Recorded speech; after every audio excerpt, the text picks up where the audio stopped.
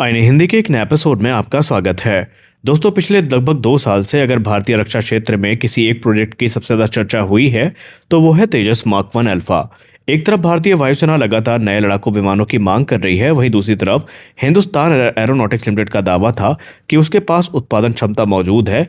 लेकिन सवाल हमेशा यही उठता था कि अगर एचएएल तैयार है तो फिर तेजस मार्क 1 अल्फा की डिलीवरी इतनी धीमी क्यों है। क्या हिंदुस्तान एरोनॉटिक्स लिमिटेड इसके लिए जिम्मेदार है? क्या भारत की सप्लाई चेन कमजोर है? क्या डीआरडीओ समय पर सिस्टम नहीं दे पा रहा, या फिर असली वजह कुछ और है? दोस्तों, अब इस पूरे मामले में एक बेहद दिलचस्प और महत्वपूर्ण अपडेट आई है। रिपोर्ट्स के मुताबिक जनरल इलेक्ट्रिक एरोस्पेस इस वर्ष के अंत तक भारत को 20 से 22 अतिरिक्त F404 IN-20 इंजन भेज सकता है। यानी अभी तक जितने इंजन आए हैं उनमें से कई गुना ज्यादा इंजन अगले कुछ महीनों में आने की उम्मीद है। और अगर ये डिलीवरी समय पर पूरी हो जाती है तो हिंदुस्तान एरोनॉटिक्स लिमिटेड का लक्ष्य है मार्च 2027 तक भारतीय वायुसेना को लगभग एक पूरी स्क्वाड्रन तेजस मार्क 1 अल्फा की सौंप दिया जाए। लेकिन वास्तव में क्या केवल इंजन मिलने से सब कुछ बदल जाएगा? क्या हिंदुस्तान एरोनॉटिक्स लिमिटेड इतने कम समय में दर्जनों विमान तैयार कर सकता है? और क्या भारतीय वायुसेना आखिरकार वह लड़ाकू विमान प्राप्त करने वाली है जिसका इंतजार वो वर्षों से कर रही है? आइए सब कुछ समझते हैं। आखिरकार पूरा मामला क्या है, पहले ये जानते हैं। सबसे महत्वपूर्ण कहानी ये है कि भारत ने हिंदुस्तान एरोनॉटिक्स लिमिटेड के साथ 83 तेजस मार्क 1 अल्फा लड़ाकू विमानों का ऑर्डर पहले ही 2021 में दे दिया है। इन विमानों का उद्देश्य था पुराने MiG-21 लड़ाकू विमानों की जगह लेना। भारतीय वायुसेना पिछले कई वर्षों से लगातार स्क्वाड्रन की कमी का सामना कर रही है। एक समय भारतीय वायुसेना के पास 42 स्क्वाड्रन होने चाहिए थे, लेकिन वास्तविक संख्या इससे काफी कम है। ऐसे में तेजस मार्क 1 अल्फा केवल एक विमान नहीं बल्कि भारतीय वायुसेना की भविष्य की रीढ़ माना जा रहा है। लेकिन यहाँ सबसे बड़ी समस्या शुरू होती है इंजन से। आखिरकार F404 इंजन हमारे लिए इतना महत्वपूर्ण क्यों है कि हम इसके बिना सर्वाइव भी नहीं कर पा रहे हैं? कोई भी लड़ाकू विमान केवल उसके एयरफ्रेम से नहीं उड़ता, उसका इंजन ही उसकी असली ताकत होता है।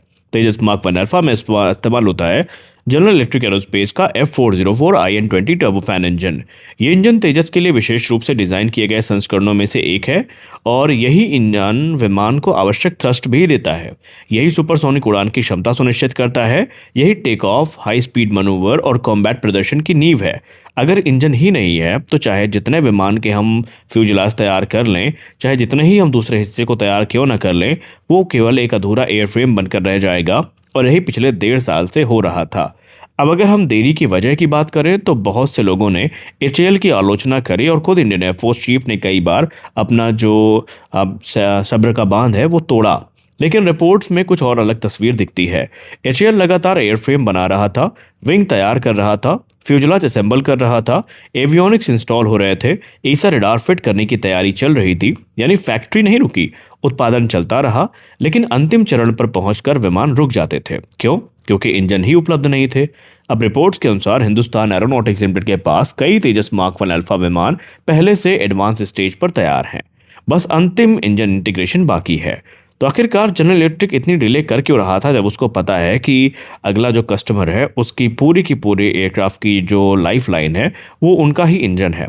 दरअसल जनरल इलेक्ट्रिक जैसी विश्व की बड़ी एरोस्पेस कंपनियों में से एक है और इतनी बड़ी डिले वो जानबूझकर नहीं कर रही थी। दरअसल कोविड के बाद से पूरी दुनिया की एरोस्पेस इंडस्ट्री की सप्लाई चेन पर संकट जूझ रहा था और वो संकट से जूझ रही थी और कई महत्वपूर्ण कंपोनेंट समय पर उपलब्ध नहीं हो पा रहे थे। विशेष धातुएं, उच्च तापमान वाले मिश्र धातुएं, turbine blade, electronic control system, इन सभी की सप्लाई प्रभावित हुई। जनरल इलेक्ट्रिक एरोस्पेस ने भी स्वीकारा कि F404 इंजन उत्पादन इसी वैश्विक सप्लाई चेन संकट से प्रभावित हुआ और यही कारण है कि हिंदुस्तान एरोनॉटिक्स लिमिटेड को समय पर इंजन नहीं मिल सके। तो अब सबसे बड़ी खबर यह है कि रिपोर्ट्स में बताया गया कि जनरल इलेक्ट्रिक एरोस्पेस अब तकरीबन 20 से 22 अतिरिक्त जो इंजन है वो दिसंबर 2026 तक भारत भेज सकती है। और अब सवाल है कि अचानक इतना बड़ा बदलाव क्यों?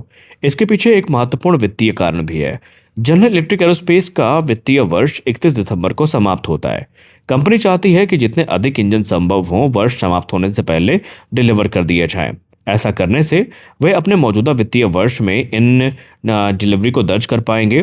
यानी ये केवल भारत की ज़रूरत नहीं बल्कि जनरल इलेक्ट्रिक की जो व्यावसायिक योजना है उससे भी जुड़ा हुआ है। और ये हिंदुस्तान एरोनॉटिक्स लिमिटेड के लिए कितना बड़ा अवसर है, अब जरा एचएएल की स्थिति को समझिए। दरअसल हिंदुस्तान एरोनॉटिक्स लिमिटेड का वित्तीय वर्ष 31 मार्च को समाप्त होता है।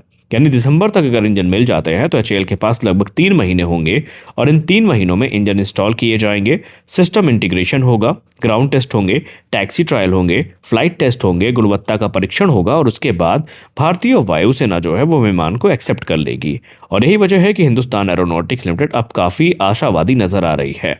तो क्या वास्तव में एक स्क्वाड्रन तैयार हो सकती है? जैसा कि हमने इंट्रो में कहा, एचएएल का दावा है कि मार्च 2027 तक लगभग एक स्क्वाड्रन तेजस मार्क 1 अल्फा जो है वो तैयार हो जाएगी। यानी कि इसमें ट्रेनर वेरिएंट भी शामिल हो सकते हैं, यानी 16 में से 18 विमान। अगर ऐसा होता है तो फिर ये कह सकते हैं कि अगर 16 से 18 विमान भी मिल जाते हैं तो एक बहुत बड़ी हमारे लिए उपलब्धि होगी और इसको उपलब्धि से कम भी नहीं माना जाना चाहिए।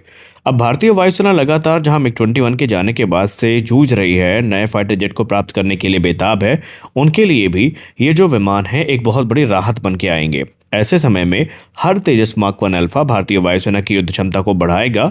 ये केवल संख्या नहीं बढ़ाएगा बल्कि आधुनिक सेंसर, एसा radar, electronic warfare system, BVR missile capability और बेहतर नेटवर्क सेंट्रिक ऑपरेशन जैसी क्षमताएं भी देगा। तो आगे क्या होगा? देखिए, अगर जनरल इलेक्ट्रिक वास्तव में अपने दावे के अनुसार ये 20 से 22 अतिरिक्त ईंधन भेज देता है तो हिंदुस्तान एरोनॉटिक्स लिमिटेड के सामने सबसे बड़ा अवरोध समाप्त हो जाएगा। उसके बाद उत्पादन की गति बढ़ सकती है और साथ ही में भविष्य में 97 अतिरिक्त तेजस मार्क 1 अल्फा के जो संभावित ऑर्डर हैं उनके कार्यक्रम में भी हमें एक बहुत बड़ी तेजी आती नजर आ सकती है। हालांकि यह भी याद रखना जरूरी है कि इंजन समय पर डिलीवरी, परीक्षण, गुणवत्ता जांच और अंतिम स्वीकृति, इन सभी चरणों का सफलतापूर्वक पूरा होना आवश्यक होगा। इसीलिए अभी यह उम्मीद पर आधारित योजना है जिसका वास्तविक परिणाम आने वाले महीनों में स्पष्ट हो जाएगा। आपको याद दिला दें, यहाँ पर ये लाइन इसलिए बोली गई क्योंकि हाल ही में एक इशू आप सबके सामने आया था जहाँ पर जब छठा इंजन डिलीवर हुआ था हिंदुस्तान एरोनॉटिक्स लिमिटेड को तो उन्होंने जो जांच पड़ताल करी थी उस पर कुछ इश्यूज पाए गए थे जिसको बाद में जनरल इलेक्ट्रिक के सामने रेज किया गया। वहाँ पर एक टीम आई और उन टीम के साथ मिल करके प्रॉब्लम को रेक्टिफाई किया गया और अभी हाल ही में उससे ऑपरेशनल क्लियरेंस मिली है।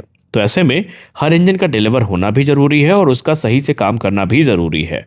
तो कुल मिलाकर दोस्तों हम ये कह सकते हैं कि इस पूरी खबर का सबसे महत्वपूर्ण संदेश यही है कि तेजस मार्क 1 अल्फा कार्यक्रम की सबसे बड़ी समस्या उत्पादन नहीं बल्कि इंजन की उपलब्धता थी। अगर जनरल इलेक्ट्रिक एरोस्पेस अपने संशोधित डिलीवरी शेड्यूल पर कायम रहता है तो 2027 की शुरुआत तक भारतीय रक्षा उत्पादन के लिए ये एक रेवोल्यूशन हो सकता है और इंडियन एयरफोर्स के लिए बहुत बड़ी राहत।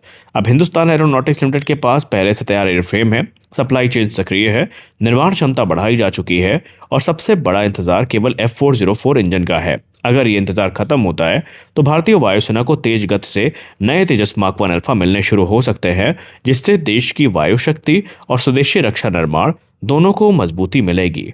आपकी क्या राय है? क्या जनरल इलेक्ट्रिक एरोस्पेस इस बार तय समय पर F404 इंजन की डिलीवरी कर पाएगा या फिर तेजस मार्क 1 अल्फा कार्यक्रम को एक बार फिर से डिले का सामना करना पड़ेगा? अपनी राय कमेंट सेक्शन में जरूर दें। मिलते हैं अगले वीडियो में, तब तक के लिए जय हिंद।